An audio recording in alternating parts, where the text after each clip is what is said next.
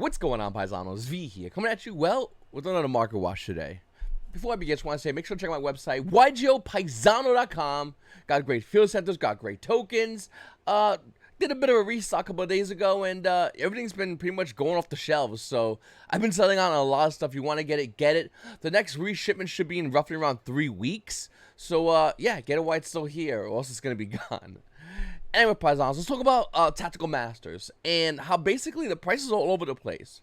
Now, me personally, I talked about this a couple of days ago. My bay is lovely Labyrinth. Ariana is obviously a pretty high CR. Ariana is a little bit lower.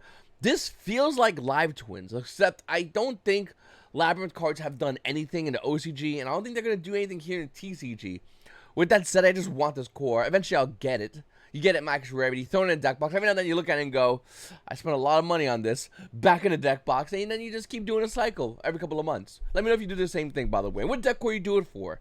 One thing I think that's really interesting is the fact that Runick hasn't done anything. Okay, there's one Runick sprite that topped 8 in a regionals, but that was because it mostly played sprites, but it did have Runick in its name. That's it. No, seriously, that's all that it was. There was no Runick Strikers, there was a pure Runick, there was a Runick Tearlaments. We had a lot of events this past weekend, and Runicks were nowhere. I mean, no, I was still waiting for deck profiles. There was one regionals that, like I said, made top 8. Other than that, Runicks did nothing. So let me ask you, does Runick Tip deserve to be $70? Probably not. Does Runick Fountain, the CRs, by the way, deserve to be $56? No shot. The Runick cards are going to be going down in value. We know this already. This is a fact. We 100% understand this. The rest of the Runick cards are dirt cheap, though. In fact, if you want an ultra rare Runick Tip, you can pay $28. The fuck am I? What? Runick Tip's 28. But the CR is 70. That's a weird price. That's a weird price difference. I don't know. It doesn't make any sense to me. Traptrix CRs are roughly around $52. Not a bad price point for a CR Traptrix. Decent. Most players are playing in their side deck between 1 and 2 of this card. I've seen some play 3, but I think that's way too much. But Traptrix is decent of a card, and I do think that Yu-Gi-Oh players already have their secret rares or their super rares, and the CR I feel like came out a little bit too late. Had it come out earlier, players probably would have cared more about it. Programmable Plan Paralino is a card that's just going down in value. Once again, we talk about this constantly, like constantly, and yet people are still in the chat arguing about this card. Just know that you're wrong, and time will prove that you're wrong. Now, don't worry about it. Don't worry about it. There's times I've been wrong on the market watch. It's really rare, and normally Yu-Gi-Oh players are like a bad ex-girlfriend. They'll just keep bitching about the times I've been wrong instead of forget about them because it's been like years. They'll just focus on that. But for the most part, I've been pretty correct on market watches. Why? Gee, we could just say that I'm lucky, I guess. I'm on a really multi-year luck streak. Or we can say the fact that the market is kind of predictable, and more than likely, Yu-Gi-Oh players are predictable in how they spend their money. Looking at Programmable Plan Paralino, it's a really good card, and you need it if you're going to play Tearlaments. That is a fact. The price point of this card used to be well over $90, and as of today, it's broken down to $88. Now, after that one sold, the price point does go back to $90, but will it be going lower before it goes higher? I think so. Why? Well, simple. Yu-Gi-Oh players that got part of Elements that really wanted Programmable Plan Paralino obviously got the card. Majority of players that are playing Tearlaments own this card. With that said, are there players out there that would love to have this card? Yeah, I'm one of them. But why chase dumb money? If you already have a tier 1 deck, let's say Sprites, why would you buy Tearlaments? Why would you buy both? I mean, it really is a waste of money when you think about it. Especially when the Megatons are going to be coming out soon, so everyone's money is going to be focused on the Megatons. Those that own extra copies of Programmable Plan Paralino would sell. And when they sell, what happens? The price goes down. Simple. Once again, I'm not over here going, my predictions, the tarot cards. I'm going, oh, okay, 1 + 1 does equal 2. That's why I think, even though this is a great card, it's going down. It's going to go down in value. Someone might have a retort going, V, what about when that new stuff comes out that makes Tearlaments good again? What about that? Oh, the price might even go up. Maybe. Possibly. Potentially. But realistically, people would be focused on those new cards. And you think those new cards are going to come common? You think Konami's going to go, alright, we really banged you hard on the Tearlaments. We're going to lighten you up and give you comments on this. No! They're going to make at least 2 cards. Definitely 1. Insanely hard to get. And then you're going to take all your money and buy that stuff. The Konami way. So once again, do I think this is a great card? Absolutely. Do I think this is a card that has a crazy high price point? You're definitely right. If you don't have a tier 1 deck and you want to get this deck, is there anything wrong with that? No. But with that said, if you already have a deck that you're playing in the Yu-Gi-Oh card game that teaches you meta and is a good deck, why would you buy this card and just randomly play another deck? Doesn't make sense. The price of this card is going down low in value, and for those that say no, that's fine. Time's gonna prove me right, and then we're gonna forget about it because the haters have Alzheimer's. And I don't want to say like, oh, everybody's haters, but it's people that disagree with me because they bought this card and want to feel justified. This is why, like, I hate doing Yu-Gi-Oh! Advanced predictions because there's always some dumbass. Instead of being a man and going, hey man, listen, I bought the deck. Shut the fuck up. Like, I'd be like, oh, okay, that guy's honest. Thank you, honest guy. I would appreciate that at this point. But they go, I don't think Mr. Mime's gonna get hit, V. I don't know. Something about it. Yeah, I don't know. I don't know. And you're just going there and going, do you own the fucking deck? I mean, it's fucking, I don't know. Like, just be honest with me, bro. It's that simple. Anyway, Ultimate Slayer is a phenomenal card, and I do think the price point going down is because the Yu-Gi-Oh! Player base doesn't care about this card because we have Dark Ruler no more. That's all you really know. I know I talk really fast, so I'll say slow. The reason why this card's ain't worth nothing, and it had a crazy high price point, is because we have a card already that exists called Dark Ruler no more, which is a better version of Ultimate Slayer. Now, here's the thing, though. Why is in the OCG, this card's amazing, but here in the TCG, it's not? Does anyone know? Class? Simple. Ultimate Slayer is using the OCG because they have Cross-Out Designator, and they play the crap out of that card because the Max C exists, and one of the ways to stop it besides Aspos of Sword Joy Spring, Call by the Grave, so on and so forth, is mostly going to be Cross-Out Designator. Cross-Out Designator is probably one of the best cards to stop Ultimate Slayer. They activate this card, you go, your opponent can activate monster effects, huh? Lulz. And you just flip across the Designator, and all the other people are going, yay! And then you just kill your opponent. Alright, so that's why this card does see play. Dark Ruler no more sees some play as well, but it's kind of almost in the same boat. Except with Ultimate Slayer, you can kill your opponent that turn if you have the ability to do it. Now, that's why. So, because Max C doesn't exist, Cross-Out Designator doesn't see as much play. It does see a good amount of play, but not as much play. Since Cross-Out Designator doesn't see as much play, Ultimate Slayer can't be really used. See how that works? Trickle-down Yu-Gi-Nomics. Ultimate Slayer, I think, is a phenomenal card still. And me, personally, I'm looking to get a playset of this card. And I would recommend to any Yu-Gi-Oh! Player that at least consider getting this card. It's currently $42.28. And it's a good card. I think it's a great card. And I do think if we was to get Maxi off the ban list, this card would go up in value crazy high. In fact, in my opinion, I think if Maxi was going with the ban list, as everyone runs to Maxi, the smarter players are going to run the Ultimate Slayer. If you already have Cross-Out Designator, by the way, which you do need if Maxi was to come off the ban list. Ashura King's a card a lot of Yu-Gi-Oh! Players talk about. I don't know why. Like, everyone's like, oh, that card's good. No, it's not. This card's trash. I will say, though, the price is so dirt cheap. It's so dirt nasty cheap. $1.50. Everyone has $1.50. Homeless people got $1.50. In case you want to just buy one, I guess. I don't own any of this card, but I don't know, like, this card, I mean, I haven't even read the effect. I'm not going to read the effect. The card requires 3 level 3 monsters. Unless we have a card to help subsidize that kind of, you know, cheat the card out, basically. Ashura King is not that good of a card. We're also in the level 2 hype phase, for the most part. And level 4 is a little bit. Alright. Number 101 on our Arc Legendary Duelist. Duels in the Deep. Ghost Rare. Why is this card so cheap? Once again, $25 for a Ghost Rare? That's insanely cheap for a Ghost Rare. Why is it so cheap? Like, what happened? Well, let's be honest with you. Number 101 on our Arc is a great card, but only used in alternative Yu-Gi-Oh! Formats. And to be honest with you, in alternative Yu-Gi-Oh! Formats, most players don't play it. Me, personally, I like it. I enjoy it. But majority of players don't play this card. And since it doesn't see play, nobody really cares about it. Also, the cards are Ultimate Rare, and a lot of Yu-Gi-Oh! Players have that. And you want to hear something crazy? So that's $25. Let's see how much Ultimate Rare number 101 on our Arc is. Alright, there's right there. We'll go to first edition, because we are just the goo. One second, I mean, lightly played near, man. I didn't prepare for this for the video because I'm lazy. More money! More money for number 101 on Arc Ultimate Rare. Why? Because I think my Legacy of the Valiant is hard to get, and that's why. Ghost Rare is the higher rarity, but Ultimate Rare is harder to get, so that's why it has more value. See how that works? Alright. Magician's Souls. Is this a good card? Yes. Are Yu-Gi-Oh! Players playing it? Some, maybe. You got a YCS, there's at least one kid. At least one kid is topping with this card in his deck. But is it worth $20? And then you got to get Illusion of Chaos? Probably not. I will say, though, Magician's Souls is a phenomenal card. I do think the card definitely is a card that a lot of Yu-Gi-Oh! Players might want to start picking up. When do you pick it up? Well, not now. The card price has gotten finally a third reprint, and it's still around $20. There's a good chance that we'll get a fourth reprint. Now, it's up to you. If you really need a card, once again, 19 bones, not too big of a deal.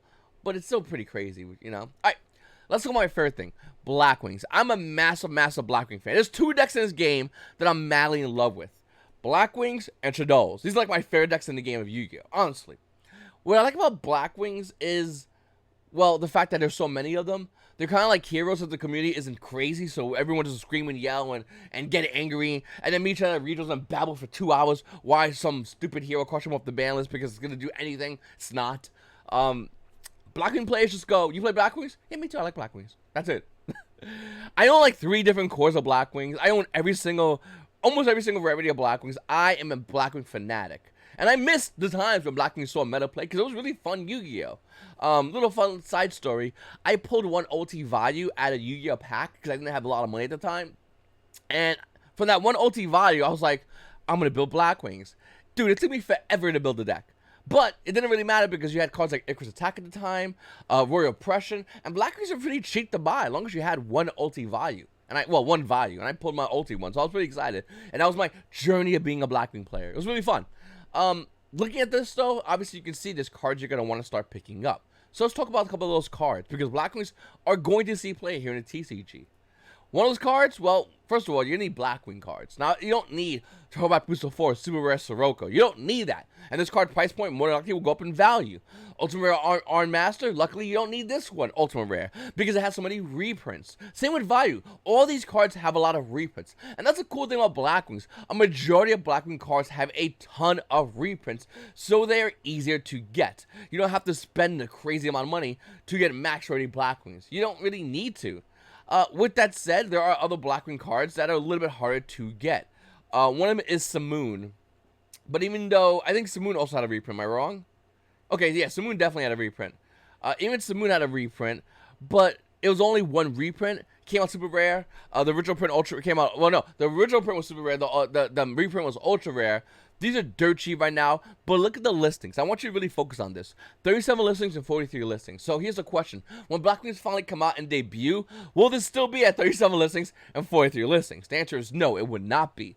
So I think out of all the Blackwings, this one would probably be the one that would sell out the fastest. I mean, Yu-Gi-Oh! Players are playing, as you can see over here. I think this would be the crazy one. There are other ones, and we'll talk about that as time goes on. But right now, I think Simoon's definitely one of those cards you want to really get, unless it gets a reprint, but you want to focus on that. All right. Up next is Allure of Darkness. Now, luckily, Konami printed the crap out of Allure of Darkness. But Allure of Darkness is still a hard card to get for a lot of Yu-Gi-Oh! Players. It just is. I don't know. A lot of Yu-Gi-Oh! Players don't own Allure of Darkness. Or if they own Allure of Darkness, they might own a crap rarity like common, and they might want to own a higher rarity. Right now is probably a good time to get in on Allure of Darkness because nobody likes the card. Nobody wants the card. But as we can tell in the OG, where everyone's playing Blackwings, it might make its way here. Another side note, heroes are very popular in OCD, like insane popular.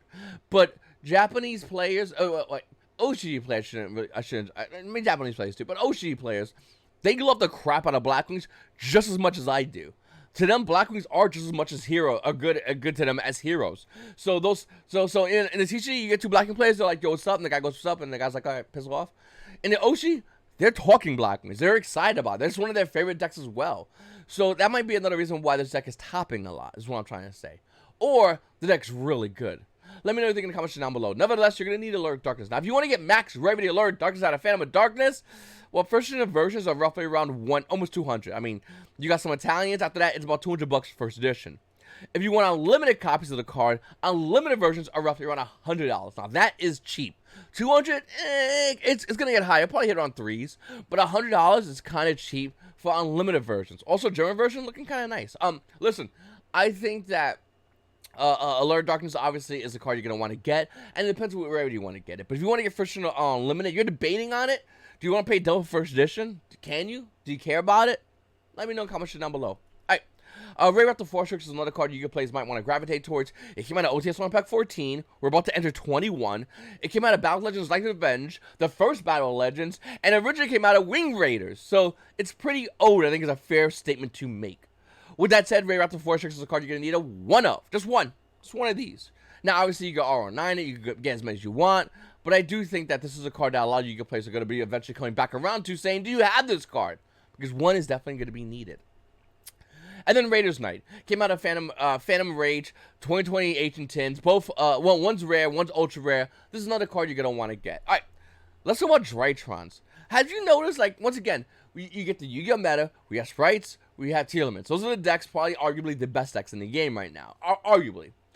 With that said, Yu-Gi-Oh players playing decks like Flunderies and Drytrons have just been coming out of nowhere and just going, yeah, I'll just take this dub real quickly because you're not prepared for me. And they're not, like, they're not wrong. Like I'm looking at a lot of Drytron lists randomly pop up at a lot of Yu-Gi-Oh events. Mainly regionals, I will say, but nevertheless, they're going in there and they're getting their invite. So let me ask you, do you still have your Drytrons? Do you not own sprites? Do you not own Tearlaments? Because if you don't own any of those, but you have Drytrons and some access to Baron, you basically have a deck that can get you a regional invite. And to be honest with you, this deck to me isn't fully optimized. I think there's not the other builds you can play. But Drytrons are kind of crazy right now. Yes, it does run Forbidden Drop in Dark World no more, Mystic Mine, and Possible Rarity. I get that. You're right. No, 100%. But you can, like, it's still manageable to play this deck, which is what I'm trying to point at. As long as you have the crazy amount of money to get those cards. All right. Looking at Drytron cards, though, they are relatively inexpensive. I mean, Drytron Nova will probably be your most expensive card out of the deck. It's an ultra rare. It's roughly around $8. Mina Drytron ultra rares are around $4. Obviously, there's higher rarity Drytrons if you need them. Moon Beta Factory, which you're going to need 2 of, they're 7s. Drytrons are relatively inexpensive. The core Drytron monsters like Zeta, Alpha, these are like super rares, and they're like 30 cents, 13 cents. Like, these are dirt cheap. So once again, Drytron's relatively inexpensive. As long as you spend all the money, like, whatever. Like, it's no big deal. Like, you know, Lamborghini doors are obviously expensive, but if you put them on a Corolla, I mean, it's a Corolla. It's dirt cheap. And that's what we have here. We have a Corolla, but you still, if you had the Lamborghini doors, like, okay. I made my point. Also, they go also run Vanity's Ruler, which I think is a phenomenal card. Everyone is running Dark Rule No More and Infinite Permanence. I agree with anyone who says that point. But the point I'm trying to make is Vanity's Ruler is still a really good card. It puts them on better habit. And a lot of players don't have it. Another fun fact, if they do have Vanity's Ruler, and they do crack them with Dark Rule No More, they have this weird little thing where they bring out this one guy whose name I forgot already. Magic, that's not Magical, it's something goofy, and he has an Omni Gate. So they gotta get over that guy, basically, in order to stop this guy. Also, Dark Rule No More does nothing to that guy. So I think it's kind of cool. I don't know. I mean, yeah, it's not cool, I get it. V, I can't play the game, not fair. You wanna know what's not fair? Mystic Mine. There was a live stream I did on Twitch. Follow me, twitch.tv, YGOPaisano. Links will be below in the description. Best Twitch streamer that streams randomly. There was a stream in which I was looking over the ban list, and Mystic Mine wasn't on there. And I about lost my crap.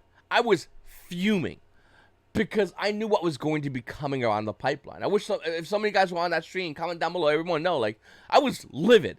And people were in chat were going, V, it's not that big of a deal. No, it's a huge deal. Mystic Mine is such a degenerate card, it formed its own deck. One card became its own deck. That is degenerate. Without Mystic Mine, this play would have never even passed round 3. He would have got botted on by everybody, jokingly, laughingly, by every single player. But because this one degenerate card exists, meta decks can play this card. Rogue decks can play this card, and it can make its own deck. You might go, wait a minute, V, that's a good thing. This card is so good, everyone can play and have a great time from it. No, this card's trash. This is a horrible card.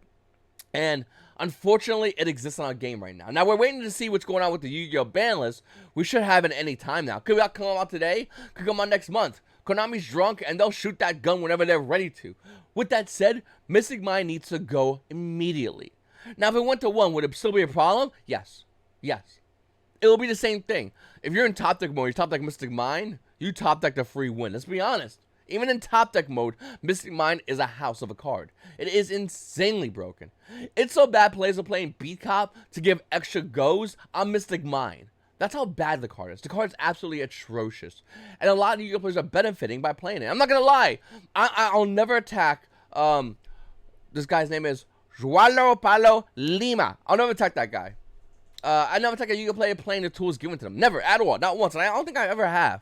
I'll attack the player base, because it's funny. But I'll never attack like a player specifically for using the cards given to them by Konami. This is a Konami issue. And they need to resolve this issue immediately. If we get a ban list come out, let's say next ban list, and Mystic Mine's still not on that ban list, that is a horrible thing. Whether you acknowledge it or not, Yu-Gi-Oh! Players taking one card that came in some random set and then decide to make a deck all around it. One card? Pretty bad. And historically speaking, Konami has pretty much banned those cards. Historically speaking, whenever Yu-Gi-Oh! Player can top deck into a random card and win the game because of it, Konami pretty much has banned that card. Now, it's not happening all the time, but a majority of the time in those circumstances. And when Tier 1 decks, rogue decks, can play a card that's so degenerative, it can turn the tide of a game instantly, Konami has banned that card. Now, you might say in your response, V, what about Lightning Storm? What about, like, I don't know, any card that can be top decked to win the game? And my answer would be simple. True, that it can do that. But here's the issue. You can play Mystic Mine and Dark Ruler No More and Mystic Mine your opponent. You've done nothing skillfully other than add those cards into your deck. That's it. And then you're going to win the game because you're going to deck out your opponent because your opponent didn't play the answer. V, they just need to play the answer, says the dumb Yu-Gi-Oh! Player that has zero idea how to play this game, but still wants to rhyme from the top of their gums. No, that's not how this works. It's not just play the answer. I could play Final Countdown if you don't run any back row, and run Wabaku, run a bunch of goofy cards, and look at you and go, play the answer. That's not how the game of Yu-Gi-Oh! Works. The reason why we have tiers, the reason we construct a tier system, is because Tier 1 is the best decks that can win most consistently. Whereas 1.5, in my opinion, can be done the same way as Tier 1 by a really good player. Bad players will play at a Tier 2 level. That's why 1.5 is important. Tier 2 can maybe win. And this is why in this video, I talked about Drytrons, which is 1.5. An average player will be playing this at Tier 1. Tier 2. A good player will be playing this at Tier 1. That's how it works. Obviously, RNG is involved, but for the most part, that's how it works. When you get a card like Mystic Mine, it doesn't matter where you are in the tier list. It doesn't matter. It doesn't matter. Find me a rogue deck. Cool. Play with 3 Mystic Mine and go to the locals. You can potentially win by playing this card whether or not your opponent played the out or not. It doesn't matter. You run cards like Beat Cop to ensure that this card stays on board. So once again, it's not a skill issue. It's not a herder play it out issue. Those are dumbasses that say that. If a Yu-Gi-Oh! Player says that, just know that's a terrible fucking Yu-Gi-Oh! Player. That kid will never. That kid bitches about cards being banned day 1 after a ban list, and that kid never has won a regionals. Think about that kid right now in your mind. Ask yourself, has he won a regionals? Has he topped the regionals? The answer is probably no. That kid's playing a dank deck because he's a terrible player, and good for him. If he has that crap mentality, until he learns that mentality means nothing, he needs to never win a regionals, or else he's going to boast about it into the year 2084. But what I'm trying to say is, Mystic Mine is not a healthy card for the game of Yu-Gi-Oh! Chicken Game wasn't a healthy card. So bad, Konami banned the card, if anyone remember that. But somehow Mystic Mine, an even worse version of Chicken Game, is existing. Can we at least agree at this point that this card just needs to go? Don't get me wrong, there's a lot of other cards that need to go, and I agree with anyone who says like cards like Artifact Psi and all that. Sure, we'll talk about, that's a whole discussion we can always have, a whole debate we can have. But Mystic Mine is undebatable at this point. It is making itself so bad that Yu-Gi-Oh! Players that are playing random Yu-Gi-Oh! Events, that are playing any deck, can still win. And you might go, well, that's opportunity. No, that's degeneracy. That's what it is, and it's simple. Mystic Mine does not allow players to win because they're skillful. It allows players to win because they're lucky. And when I mean lucky, I mean you can make a shit tier burn deck that we've seen over and over and over and over again, and that deck can potentially win a Yu-Gi-Oh! Event such as a YCS because he drew the right cards at the right time. And by the right cards, I mean, let's see, Mystic Mine, you can't play Yu-Gi-Oh! Oh, Metaverse for Mystic Mine, draws in a Mystic Mine, draws in a Mystic Mine, and then that's the burn card right there. That's the card that's going to try to kill you right there, ideally. Oh, by the way, Dark Ruler No More, one day a piece of drawing Mystic Mine, card in the monster Mystic Mine, degeneracy. Once again, never attack the player, attack the game, and say, hey, Konami, get to work. Get rid of this card so we can actually play Yu-Gi-Oh!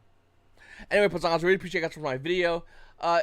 I'll probably do more Mark Watcher coming up soon. I'm always running around and busy, but I appreciate you guys watching my videos. Whether you agree or disagree with me, I love every single one of you, especially all you peasants out there. It's your boy V, and you Paisanos have a great day.